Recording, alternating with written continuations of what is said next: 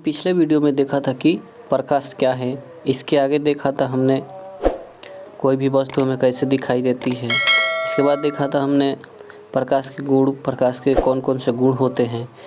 इसके बाद देखा था प्रकाश से संबंधित कुछ सिद्धांत।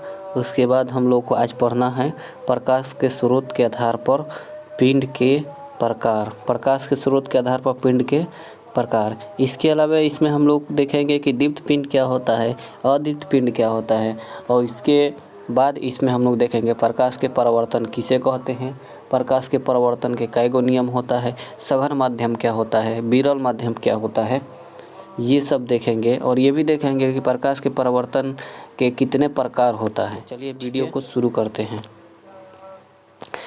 तो आज का टॉपिक है सबसे पहले प्रकाश के स्रोत के आधार पर पिंड के प्रकार। तो पिंड जो होता है दो प्रकार के होता है, एक होता है दीप्त पिंड और दूसरा होता है अदीप्त पिंड। इसको प्रदीप्त पिंड और इसको अप्रदीप्त पिंड भी कहते हैं। तो देखते हैं सबसे पहले एक नंबर,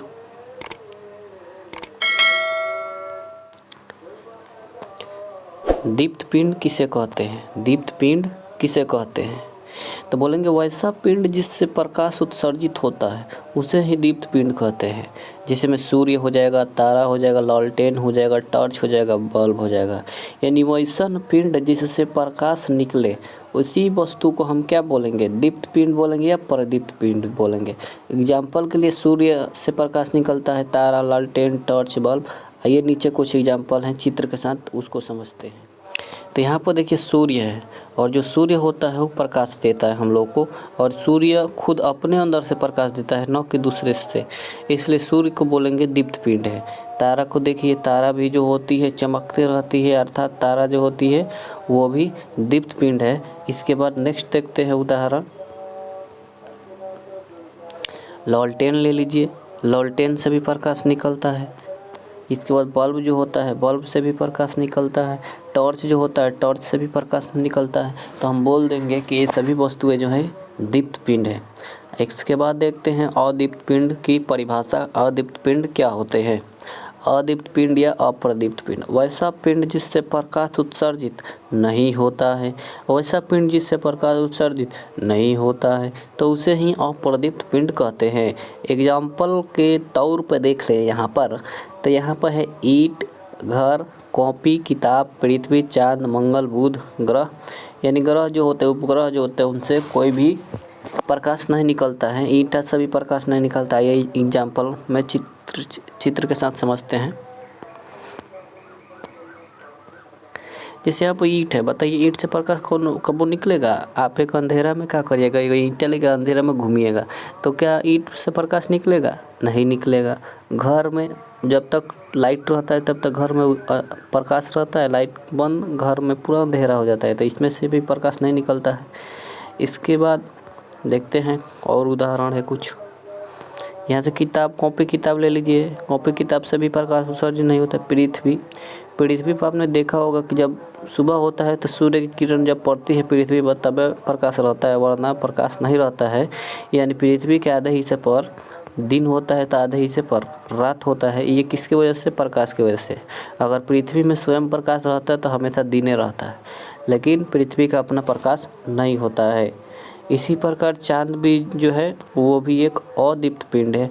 आपको लगता होगा कि चांद जो है वह एक दीप्त पिंड है, क्योंकि चांद से प्रकाश आता है रात में, लेकिन आप गलत है।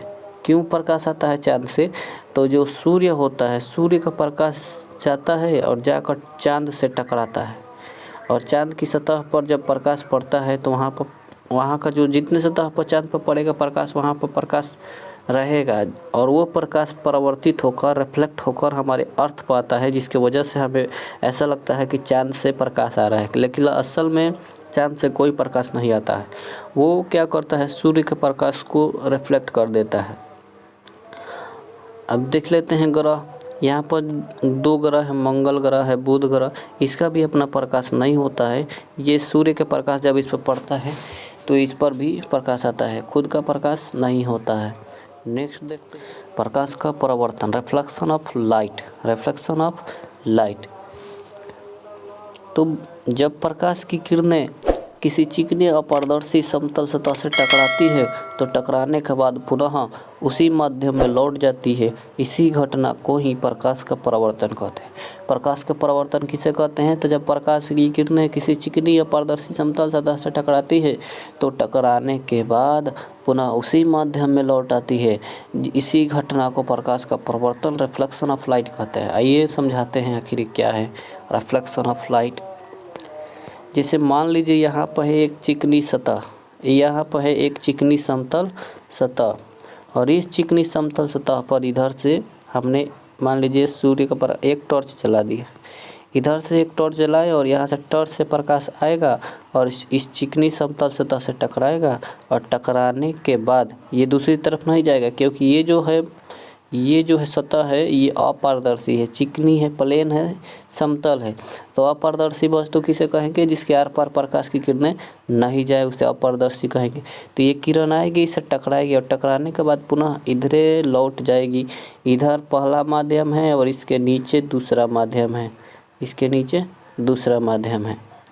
ठीक है, तो देखिए इधर से प्रकाश की किरणें आई, समतल सतह टकराई या टकरा कर पुनः उसी माध्यम में लौट गई, तो इस घटना को हम बोलेंगे प्रकाश का परावर्तन।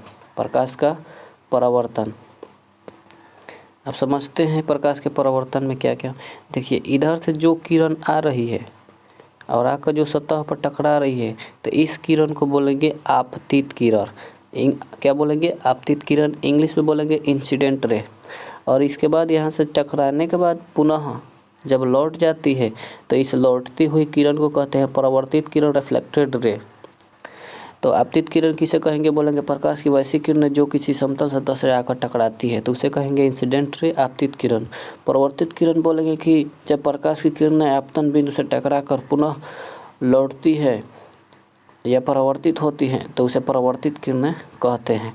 आपतन बिंदु क्या होता है? आपतन बिंदु क्या होता है इसको देखते हैं। ये आपतन बिंदु तो बोलेंगे कि जहाँ प्रकाश की किरणें आकर टकराती है, जहाँ प्रकाश की किरणें आकर टकराती है ओकरे को कहते हैं आपतन बिंदु, पॉइंट ऑफ इंसिडेंट। अब देखते हैं अभिलंब कहाँ किसे कहते हैं? अभिलंब तो बोलेंगे कि आपतन बिंदु पर डाले गए लंब को, आपतन बिंदु पर डाले गए लंब को ही अभिलंब कहते हैं, नॉर्मल कहते हैं। अब देखते हैं आई क्या है, आर क्या है। तो बोलेंगे कि अभिलंब और आपतित किरण दोनों के बीच में एक कोण बनता है, उस कोण को कहते हैं आपतन कोण। उस कोण को क्या बोलते हैं? आपतन कोण। और यह इस आपतन कोण को आई से सूचित करते हैं। अब परावर्तन कोण आर देखते हैं किसे कहते हैं। तो बोलेंगे कि अभिलंब और परावर्तित किरण दोनों के बीच में एक कोण बनता है, जिस कोण को कहते हैं परावर्तन कोण, और परावर्तन कोण को आर से सूचित करते हैं। अब आइए इसके कुछ नियम होते हैं, देख लेते हैं।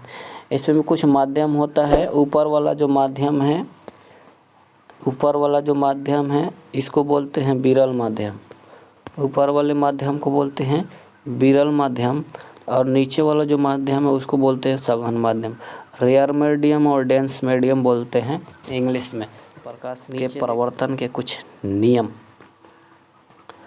तो प्रकाश के परावर्तन के एग्जाम में पूछ लिया जाता है कि प्रकाश के परावर्तन के कई गो नियम होता है। एकदम जवाब देंगे कि कई गो नियम? 2 नियम होता है। पहला नियम है आपतित किरण, परावर्तित किरण तथा आपतन बिंदु पर डाला गया विलंब तीनों एक ही तल में होता है। समझते हैं। जैसे में यहाँ पर देखिए ये समतल सतह हो गया। अब इधर से एक किरण हम लोग की आ रही थी, आकर इस पर टकरा रही थी, यहाँ पर टकरा कर पुनः इधर लौट जा रही थी। तो देखिए यहाँ से ये हो गया आपतित किरण, और सॉरी इस पर एक अभिलंब भी डाला गया था। कलर चेंज कर ले। तो इधर से एक किरण आई, इसको बोले आपतित किरण, ये हो गई परावर्तित किरण, यहाँ पर डाला गया अभिलंब। तो बोलेंगे आपतित किरण, ये वाला किरण हुआ आपतित किरण, ये हुआ परावर्तित किरण, और आपतन बिंदु पर डाला गया अभिलंब, तीनों का तीनों एक ही तल में होता है। ये पहला नियम है। अब दूसरा नियम समझते हैं। बोल रहा है कि आपतन कोण जो होता है परावर्तन कोण के बराबर होता है। यानी ये हुआ समतल सतह, इस पर किरण आकर टकराई, टकरा कर लौट गई, यहाँ पर था अभिलंब, यहाँ पर कोण आई का निर्माण हो रहा था, यहाँ पर कोण आर का निर्माण हो रहा था। तो दूसरा नियम कहता है कि कोण आई का मान जो होता है कोण आर के बराबर होता है। अगर कोण आई 10 डिग्री है तो आर का मान भी 10 डिग्री होगा। कोण आई 50 डिग्री है तो आर का मान 50 डिग्री होगा। अब नेक्स्ट देखते हैं परावर्तन के प्रकार, टाइप्स ऑफ रिफ्लेक्शन।